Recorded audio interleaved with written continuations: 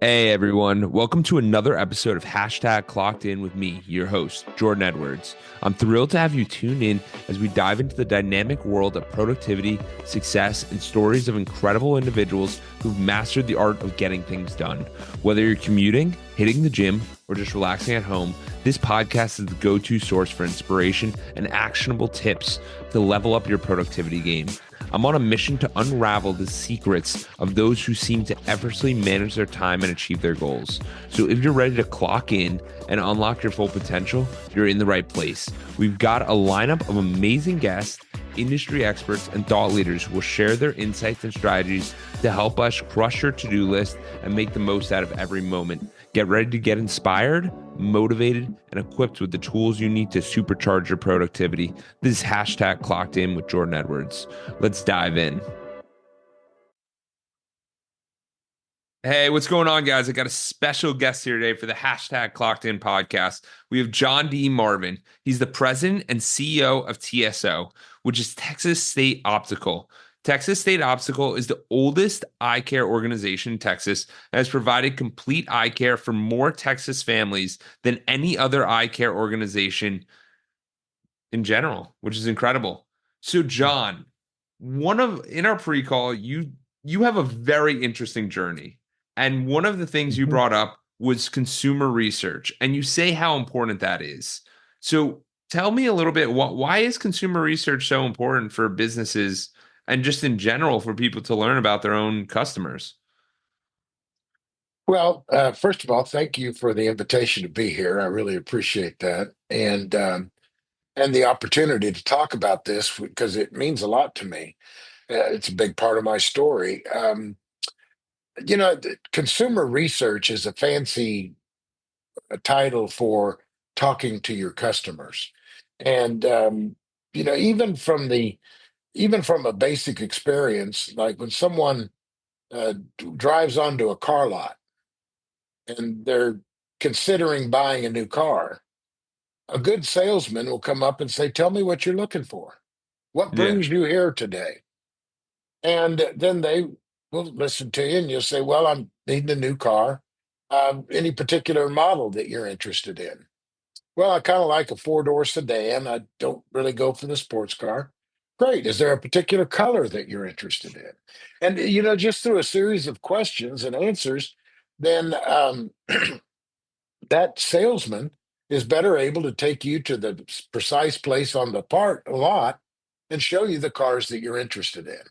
Otherwise, they just start showing you stuff. And unfortunately, a lot of small businesses today just throw a lot of stuff at a customer hoping that something will stick. And instead of taking the time to learn about their customer and to find specifically what it is that they might be looking for in a provider of the services, in our example, in optical services. And when I first got involved in marketing in college, that's Yeah. I kind of studied that in college. We took a whole course on consumer research. And I'm reading this and I'm going, this is like cheating. I mean, all this competitive game of business that we get involved in, so few companies actually take the time to go out and talk to customers, that if those that do have a distinct advantage. Uh, And I just thought, this is like something I want to be involved in because yeah. I've always said I'm ambitiously lazy. And so if I could figure out a way to get there quicker by maybe using something like research, then I was all in for it. So that's kind of how I it came to be. I love that. And the crazy thing is for the audience to realize is that this isn't for just optical. This isn't just for coaching. This isn't just for business. This is for life. Whenever you go into Hmm. these consumer research situations, you hear consumer research, and like John said, it's like this big scary word, but it's really just asking people what they want. So if you're on a date with someone, you ask them, "What do you like in a partner?" And they say this, this, and this. And it's like all the answers. And it's like, okay, now you don't have to guess anymore. And you can have a better relationship with those family members or that date or whatever you're trying to do or make that friend. And it's just really being curious in the beginning because there's so many times where John's right. You do have the car salesman who just goes, "You got to get the new Hummer because he gets the biggest commission, and the guy wants to drive a Prius."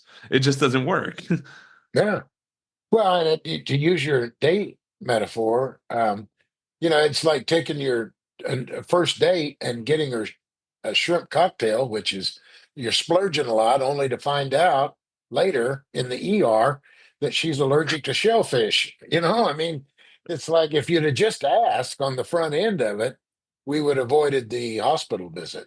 And so it's just as simple as talking to people and learning about them, finding out not only what they want, but why they want that, why it's important to them. And so that has really been kind of a fundamental part of my approach to running a business because it applies, as you point out, to internal customers like employees. 100%. And the better you understand the people around you, the better you understand why they want to come on. And that's That's right. why, like, even with the podcast, I asked beforehand, I'm like, what do you want out of this? How can we make this successful for you?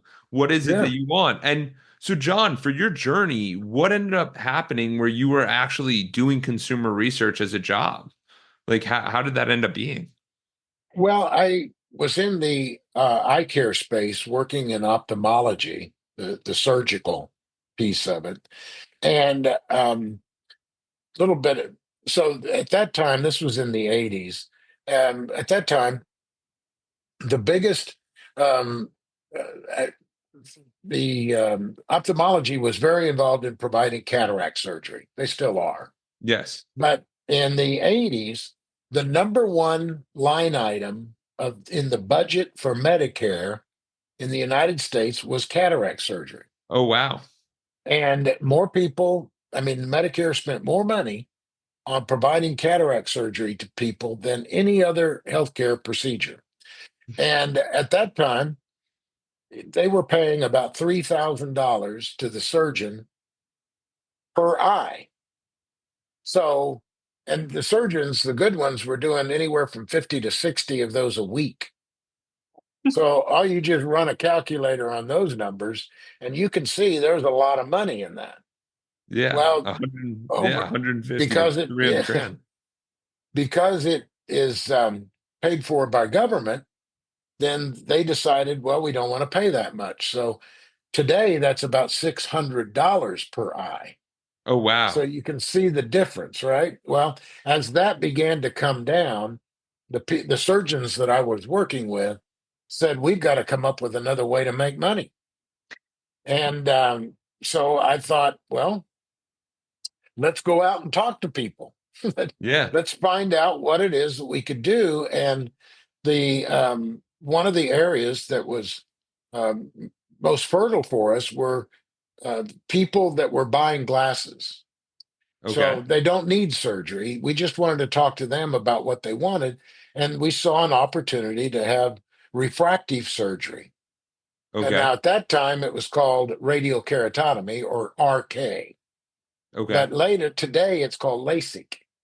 Oh, wow. And Okay. okay, so today it's LASIK. It's done by a laser. In the late 80s, it was done with a blade, and you did incisions on the cornea itself.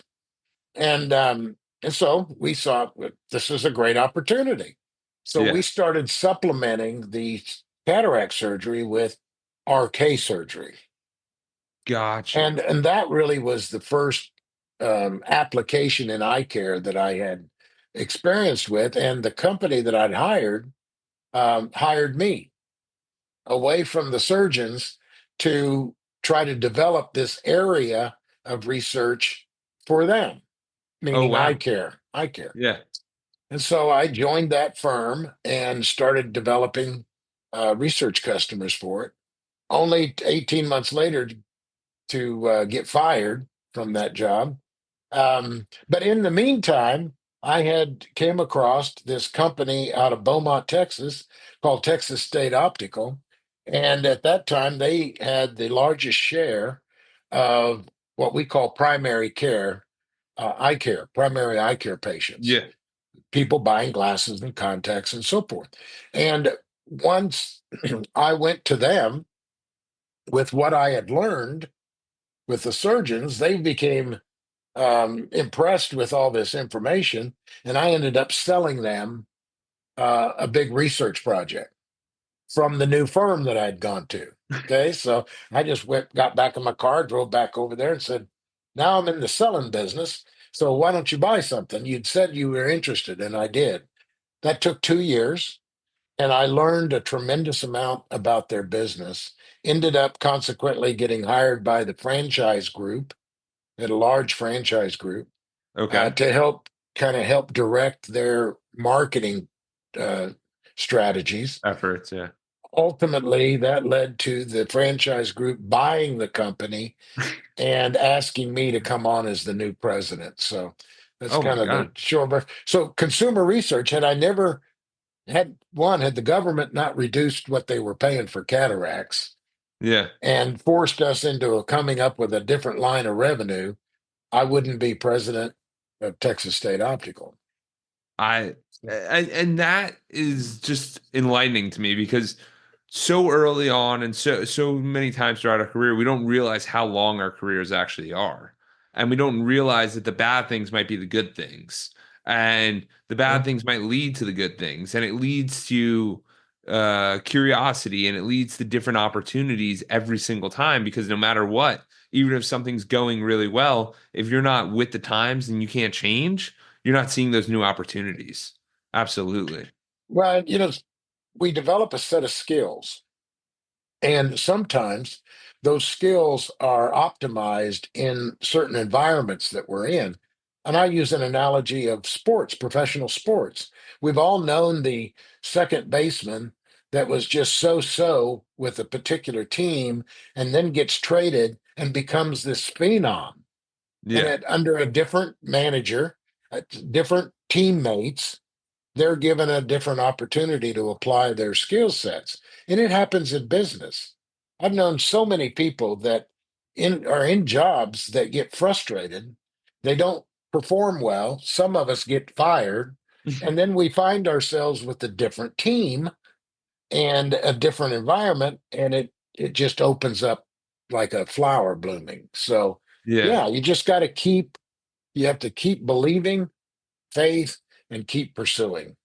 So for you, how is that journey going from going to have to sell and getting into that research? Like when you got fired, were you down? Because I kind of want to move to a little bit to the mindset where you're like where it really applies to the audience because they sit there and they go, I've been fired. Like it sucks. Like how Yeah, did it you go from does. fired to president of an Yeah. organization? Like you know what I mean? Well, Most people sit there and go, that's crazy, but that's what happened, you know? yeah, well, in addition to the eye care client, Texas State Optical, I had developed uh, three or four other big clients in the Yeah. research business. So I got fired. I got fired because I took on the vice president. It was a small research group. Most research companies, like I deal with, consumer level, are small, meaning they got a couple of hundred employees. So it's not a big deal. Yeah. But the owner and the number two person were married to each other. And the number two person was the person involved with gathering the data. Yeah. So in a research firm, you've got the analyst side and then you've got the data collection. So the person was the one who's responsible for the phone banks, calling the Yeah. surveys and interviewing. Well, I caught her cheating. I mean, she had a project for me that she had done 100 surveys for me, and the demographics were so skewed that I knew that this wasn't accurate. And it Yeah. turns out they were not making the phone calls, they were handing out surveys, and people were just filling them in. And it happens more than you might want to believe, by Yeah. the way. But I called her on it. Yeah. And I mean, within a matter of an hour and a half, I was fired and sent out the door. So I had these clients that I had developed, and I called them on my way home, not knowing what the heck I'm going to do. Called them on my way home to tell them that. I was fired, and they said, "Well, we like working with you. Would you continue to do the work for us on your own?" And Oh, I so it became said, again another, you stayed to your guns, you stayed doing the integrous thing, doing the right thing. And even though it didn't pan out specifically right away, but you were able to get these clients again, which is just the I yeah, I applaud you for that. well, and I didn't go into the details. I didn't see any reason to throw the my former employer under the bus necessarily. And I was not soliciting, I was just letting them know so that when they called me, no one answered my phone, that they'd know what happened to me. Yeah. And then they said, "Would you be willing to?" I had a couple of projects, finish these projects. And honestly, I thought to myself, sure, I need something to make some money. While I Yeah. look for a job, I'll do this. And that turned into my own business. And I did that for about 10 years, during which I had also turned around and picked up TSO as a client and began doing work for them. And we still do. Every year, we still do some form of consumer research Yeah. And just to it's so validate. yeah, absolutely. And it's so important to people realizing this, that no matter how big your company is, no matter how much you've done, you should always be getting to know the customers better, getting better to know the people that you're around, getting to know your Yeah. employees, getting to know your franchisees. Absolutely. So for you, how did it really, because the interesting thing to me is like, you created your own story. You know what I mean? Like you went on your own journey and you just found different opportunities here and there. Like how did you always leave yourself open and available to these opportunities? Well, I figured that if either I was going to create my own story or I was going to allow somebody else to create my story for me. And I had just come from a circumstance where their story for me didn't turn out the way I wanted it to. And so I thought, well, I don't want to go there again. And so I just began to try to seize on opportunities as they presented. And I didn't sit down and make some business plan and formula a strategic plan or anything like that. I just got out and started calling on prospects and seeing if I could sell them some research, working my network and letting people know what I was doing. And one would lead to a referral. And, I didn't have to have 200 clients. I just needed about a dozen Yeah. that periodically over the course of a year would do research with me. And so, and frankly, some of those early clients are still some of my best friends. I mean, I stay in touch with them, and we haven't done work together in years, but I stay in touch. I love that. I love that because I think it's really the building of a real career is when you find that true happiness and you're around the people you really enjoy. And like with you being at Texas State Optical, what year did you become the president again? Like In 2001? 2001, yes. Uh-huh. Yeah, so you've been the president for quite some time. And Yeah. like Mhm. what's kept you there? What's really kept like what's so special about it? Well, I think that the same thing that attracted me in the first place, and that was I saw the potential in the company and really looked at it. I say all the time it was like this great fixer upper, and so I thought, well, this will be a good project. I kind of consider myself a builder, Yeah. someone who I want to accomplish something.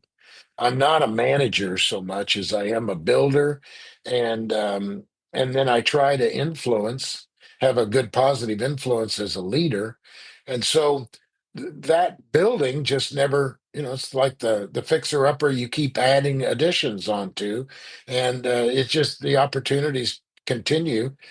Marketplaces change. The circumstances around the company change, and you're always needing to adapt to survive.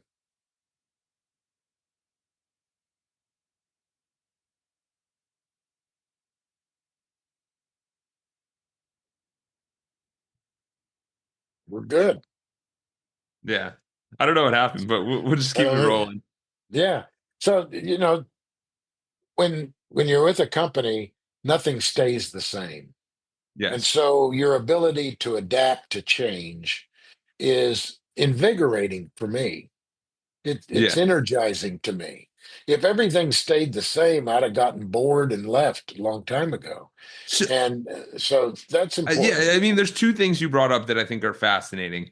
One is that you identify yourself as a builder, as someone who's going out there and doing the work and building the company and embracing that. And then you're someone who you also mentioned you embrace change. And I bring this up just because for the audience, it's super important to realize, are you identifying yourself with these positive markers?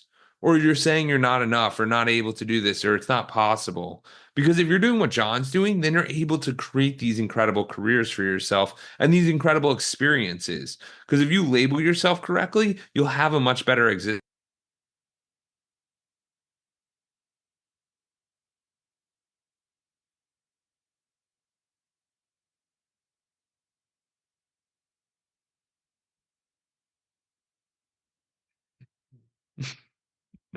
You'll have a much better Uh, existence.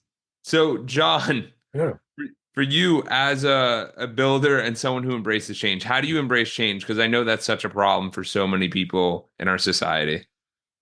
Well, the good news is you don't have to go out and hunt for it. Change finds you. Yes. And then all you have to do is accept it and look for the opportunity in it. And that sounds so cliche, but to a greater cliche is something a friend of mine told me that I believe, and that is, John, you always find what you look for. Yes. And I think that from a mindset standpoint, if you look for disaster, tragedy, and chaos, you'll find it.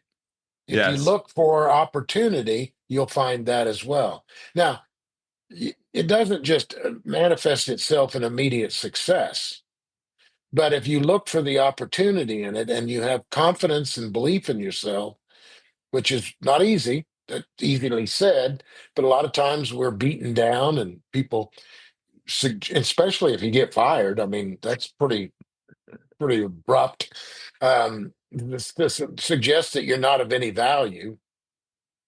It's easy to kind of get caught up in that. So you have to surround yourself with support and good people, fill your mind with things that help you to grow. And so the change is inevitable. It's going to happen. You just have to accept it. And I use a phrase that I tell my children. I said, when something happens to you that you didn't expect and it's not real positive, the best thing is to just think about it and say, isn't that interesting? Yeah. Isn't that interesting? And then contemplate it. Because if you take that approach instead of freaking out, then you're more inclined to be able to see the opportunity that will present itself as well with it. I love that because it makes you realize and it has you set there what allows you to be even keel, what allows you to see the opportunities, and what allows you to capitalize on those opportunities. Because, like you said, like there's if it's a bad thing, it's a problem. If it's a good thing, it's a surprise. They're both the same thing. No one ever goes, "Yeah, I had a surprise this morning. My toilet flooded." And you're like, flooded the apartment. No one ever says that. They're just like, I had a horrible morning. This happened, blah, blah, blah, blah. And it's that Mhm. realizing that no matter what you do, it's the frame you view it as. Yeah, And I absolutely. and I think that opens up a lot of opportunities. So where did that happen? Where did that open opportunity happen with Texas State Optical? Or what might be Well, an example of that? sure. So, um, having taken the helm in 2001, and I helped the franchisees to buy the company. That's kind of what helped put me in a position. They were a client, the Franchise Association, that I helped to create.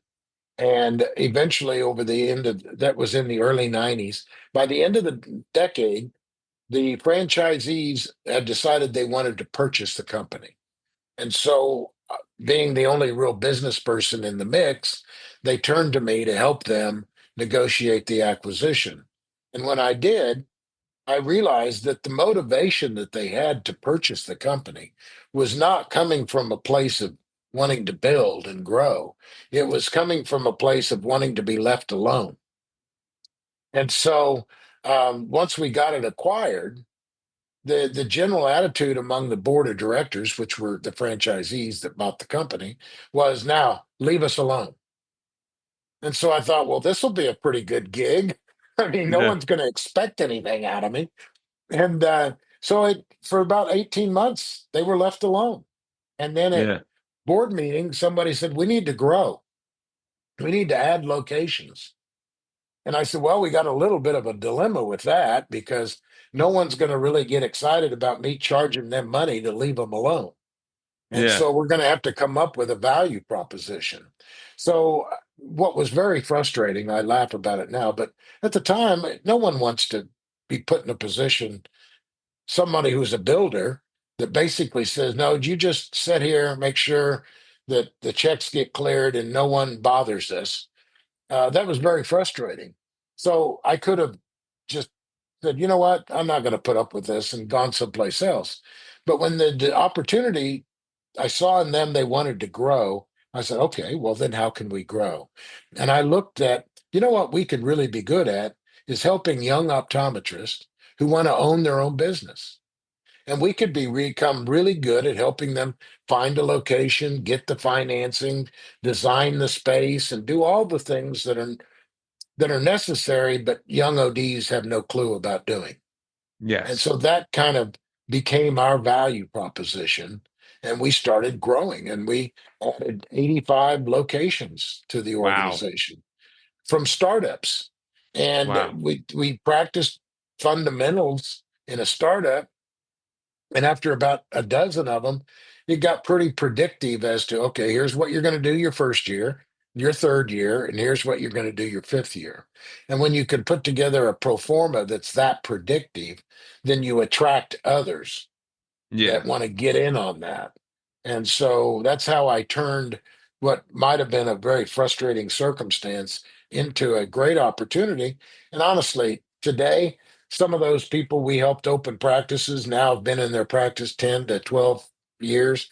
And I realized that what I was doing was helping them live a dream that they wanted and help I them send their kids to private schools or drive nice cars and do things like that.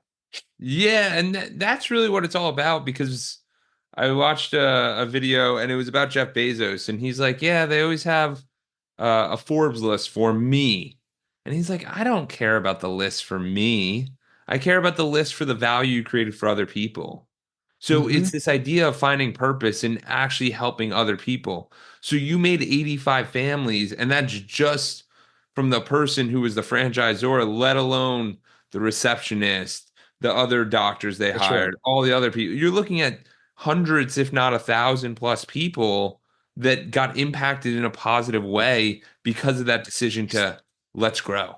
You know what I mean? It all starts with a Hmm. let's grow. And then you're able to actually go out there on that mission. And I kind of applaud you for it because I think there's a lot of people who would have been a little too off-putting by staying in a job for too long or staying in a job that they don't really like find their purpose in. But like once the opportunity turns, you have that moment to take advantage of the situation. And I find that happens a lot where sometimes we're just too early to it. Like I have that with the podcast a little bit. I started in 2020 and then the tech got much better. So now it's become so much easier, even though we've had a couple tech issues today. But the tech's gotten so much better. So it's easier for me to do the podcast. It's easier now. People are reaching out, and you just kind of start to build the momentum, and it changes everything Yeah. for you. But you need to be positioned for that. So I'm letting everyone know. So the audience, if you want to go start something, or if you have a dream, or you have something you want to achieve, you have to start going after it today, even though it might seem really small. But that really, really small thing is going to start to build into something really special, like John just mentioned. And you can take it one other step in terms of value. I stood in front of a group of, we call them opticians. They're people who work in opticals. And I just asked them the question, what do you do for a living? And, when you're at a party or Sunday school or you're meeting Little League, and say, well, what do you do? What do you tell them? And I heard that what you might imagine, well, I sell glasses, or I work for Dr. So and so, or this and that. And I said, well, let me suggest you think of it different. Think of it this way. What you really do is you help people see the important things in life. You help that mother and father watch their 5-year-old in T-ball. Because if they didn't have eyewear, they wouldn't be able to see that 5-year-old in T-ball. You help a father walk his daughter down the aisle and be there with clear vision to be able to really experience it completely. I said, so what you're really doing is you're helping people see the important things in life. And when you begin to look at what you do, not as a set of tasks, but as making a difference in the lives of others, it energizes you to a Yeah. great degree. Plus, you want to take the time to understand how you can be of most value to that mother or father or that doctor or that staff member. So you can take that. Not only was I helping these doctors, but think of the thousands of families that go to those doctors whose lives Yes. have been impacted. I, So it's I think amazing. that's, yeah, I think that's so awesome because there's so many of us that, like you just said, I just sell glasses, and it's like, no, no, there's much more to that. And there was a example I heard literally yesterday where it was saying there was one guy who had a bunch of rocks, and he was like hammering the rocks. And the one guy's like, "What are you doing?" And he's like, "Oh, I'm hammering the rocks." And he seemed kind of sad. Then the middle guy is like, "What are you doing?" "Oh, I'm making a stadium." Okay. He was like, so so. And then the next guy's like, "I'm making a temple, and it's going to be where the communities are going to come, and it's going to be amazing." And they were all building the same rocks. So you start to realize that no matter what the activity you're doing, it doesn't matter. It's the underlying purpose, which as soon as you did that, Yeah. John, I go, wow, really good leader. Like, you know what I mean? Leadership is off the charts because you start to realize these very little minute things. Because if you can instill that in yourselves, and like for the audience listening, no matter what you do, if you can find the purpose and find the value that you're creating, then you'll have so much more of a drive to go, I don't sell glasses. I provide vision. So now if the glasses are whatever price, it doesn't matter. Like we're helping them see. Why would you not want to like I wear glasses and contacts for the past like 15 years. It's helped me so Mhm. much. Like, Yeah. yeah. Think of where you'd be without it. It'd be very difficult to If it just was get through the day. Yeah. if it was like the 1800s, I don't know. Like, and that's the Yeah. thing that you don't realize what opportunities we have. And like something I'm really impressed with you, John, is that you're still so innovative. So how do you stay open to innovation and different opportunities? Because a lot of us, as we age, get very stuck in this, I love the routine. And it's like, no, no, no. We have to break up the routine. We have to be open to new, and we have to see the opportunities among us. Well, you know, it has to be intentional. I Oh, mean, 100%. and so I made a decision that I wasn't going to be satisfied with just the status quo. I wanted more. I wanted to be more. I wanted to do more. And then I realized if I'm going to do more, I need to be more. And so I always start with how can I make myself better? And by doing that and putting the work into that, then I that alone creates opportunities to contribute because I'm now a different person. I personally have of more value. So And I've learned things. how would you make yourself better? Like, what was maybe something the audience can do? Like, were you reading books? Did you go to seminars? Like, what was it that you're doing to make yourself better? Well, yes, all of those things. But it starts with, um, I think it starts with daily reflection. Okay. And so I build into my day first thing in the morning an hour for me to just contemplate what yesterday was like, what I've got on schedule for today, and deciding whether that's moving me towards what I want to accomplish on a bigger level. So I use the week between Christmas and New Year's every year to plan out my coming year. And I Yeah. actually start that process mentally probably around Thanksgiving. You start wrapping down, and so I've already got some things that I'm planning to do and ideas, but that I get more formalized that week. I put together a reading list. These are the things I want to get better at this next year. And I plan out if there are workshops or seminars I want to go to, I plan those out. Then you have to get a budget. I mean, you have to sit down and go, that seminar is going to be 5 grand, so I need to figure out a way to make sure I've got that budgeted for. In addition, I do this with my staff at the company. Yeah. Their annual review, they know now that they are obligated to come to me with how are you going to make yourself better in the coming year? Because the better you are, the more value you are to the company. And so it has to be intentional. You don't just wake up after 20 years and go, gosh, I'm a lot better than I was then. No, you've got 20 I, years of the same experience. You're not any better. So it has to be intentional. Yeah. and it becomes unique. And so it's pretty funny because this will probably come out in maybe before the new year, maybe right around that time. Because I did New Year's resolutions probably 5 years ago, I think, and I thought the New Year's resolutions were so silly. I go, this is so like what resolution? No, I want new action steps. And then I realized that Mhm. with New Year's, like you have all these goals, right? So it's like I'm gonna go to that conference. Well, you buy the ticket for the conference and then you go to the conference. Like you know what I mean? So I set these Yeah. different goals for myself where some of them were like run a marathon or start a business or do with that. And I would hold myself accountable to them each and every week, like you're saying. You're doing it daily, which is incredible. But it's this idea of you have to hold yourself accountable to whatever those goals may be. So if you're sitting there contemplating, like, what do I want to do for next year? You make a list of things that you're like, that would be really cool. Okay, what are these that we can actually move towards and move the needle forward in our big goal of what we want?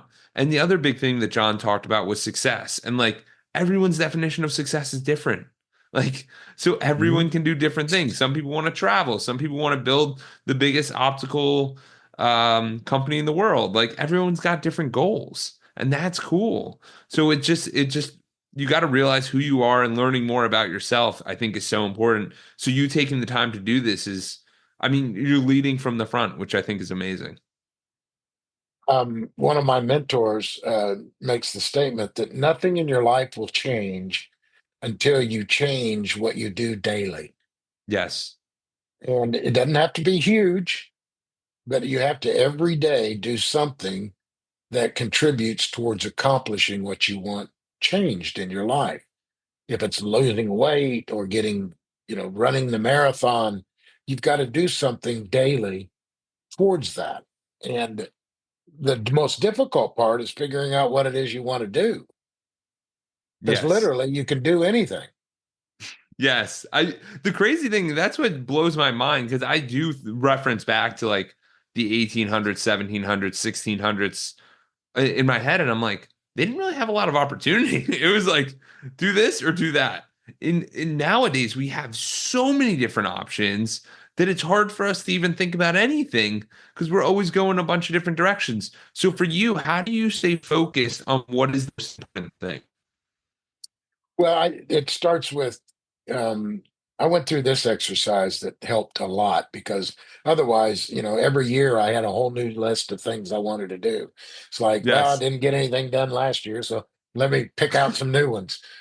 And so I read a biography of Benjamin Franklin, Okay. and it talks about Benjamin Franklin's 13 virtues. Today we'd call them values, personal values.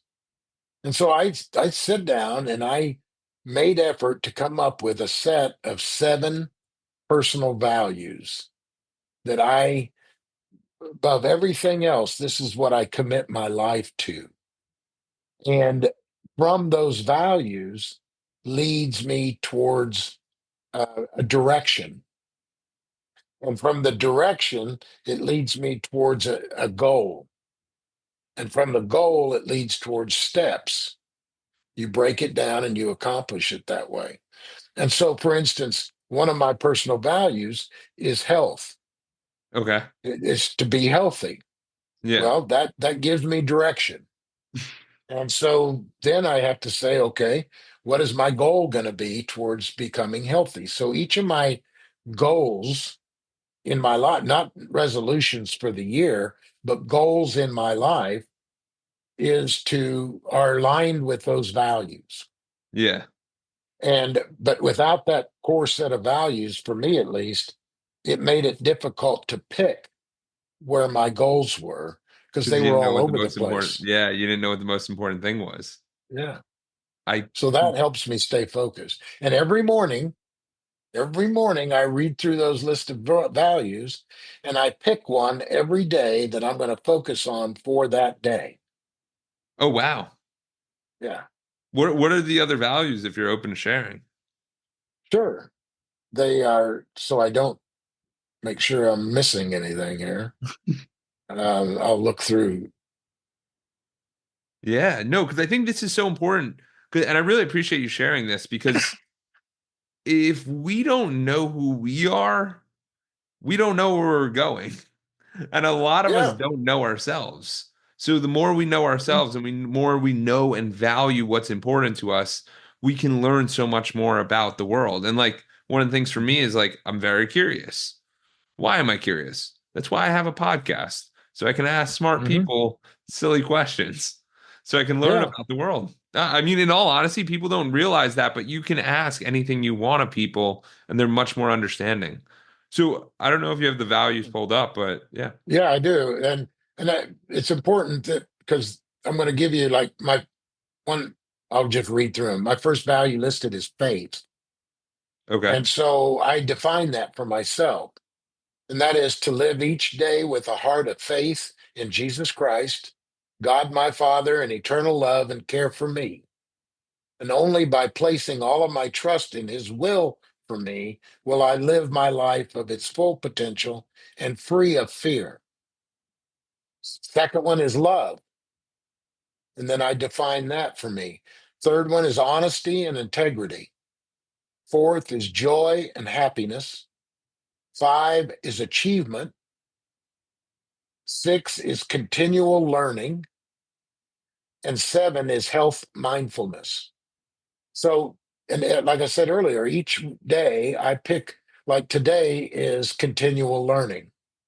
And I just, whatever I decide on every morning is I pick one and I say, okay, today I'm going to focus on that value and, and do things that will align with that continual learning. And for today. And frankly, this podcast is an exercise in my learning. A And a hundred, so, a hundred yeah, percent. And I think the really interesting thing is that the other big thing I want to bring up is that a lot of us get preoccupied with like, I want to be doing so much. I want to read 100 books. But what John did here was he read one book. And that one book changed everything. And now he's got a value system and he applies that value system day in and day out. So it's not about the number of books you read, it's about how much you get out of the books. And I think that it's so incredible that you built this value system. And I appreciate you sharing this because it is super, super important. I mean, it helps to keep me focused, as you kind of was the question in the beginning, and grounded in things. And by contemplating every morning and selecting one, over time, I put more of that into my life Yeah.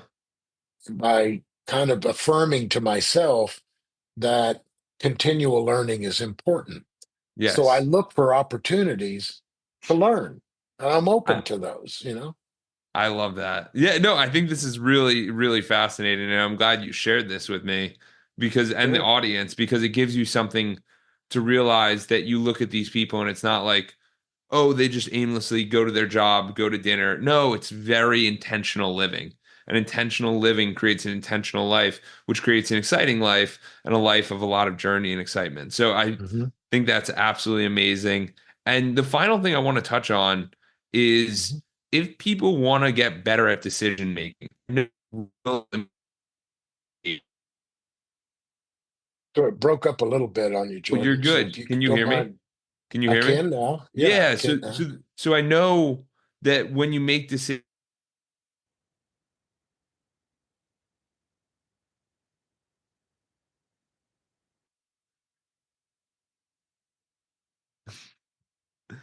so I know that when you're Mhm. utilizing data, it helps you make better decisions. So Yes. for you, how have you utilized data in your life and really thought about these different components? Because a lot of people are scared to make decisions. So they sit in indecision a long time. And I Hmm. think that there's a point of you make the decision, you get more data, and then you can make a better decision. So, I mean, Hmm. how has data been impactful for you? Well, I'm a believer that anything you want to accomplish can be measured. And if you're not able to measure it, it's not worth accomplishing. And so even the set of values, love. So you think, okay, how do I determine that I've enveloped that into my life? And you can translate that into generosity, and generosity you can then define it generosity as actions that you've taken. And so you can quantify most everything you want to do. The I have found that the difficulty is not so much in measuring or quantifying, it is an actual decision making. Yeah. And that is like my friend who told me the best way to learn how to climb a mountain is to climb a mountain. The best way to learn how to make good decisions is make a decision. And if Yes. it's not good, then change it and make a different decision. Well, But the always funny thing decide. the funny thing is that most people don't realize that they're always deciding. So, like, you might have lived Mhm. in your same house for however many years. People don't realize that that's a decision every single year and every single day to be like, I still want to live here. I still like this community and this is something I Yeah. do. Because most of the time we plan, take the action, and then we never replan. So it's a very interesting thing. But John, you've been absolutely amazing. And where can people learn more about you in Texas State Optical? Well, TSO.com is our website. And there's a feature on there to contact us. And they can certainly reach me through that. My email address is jdmarvin at TSO.com. Okay. And if you'd like, email me. I'd love to hear what's going on in your life in terms of your growth and what you're doing to make yourself better. And I'm happy to share my story. If it can be of value, great. Awesome, John. I appreciate the time. You bet. Nice to be here. Thank you for reaching the end of the podcast. For that, we'll give you a complimentary coaching session in the link below with Edwards Consulting. Hope to see you there and have a great day and keep clocking in.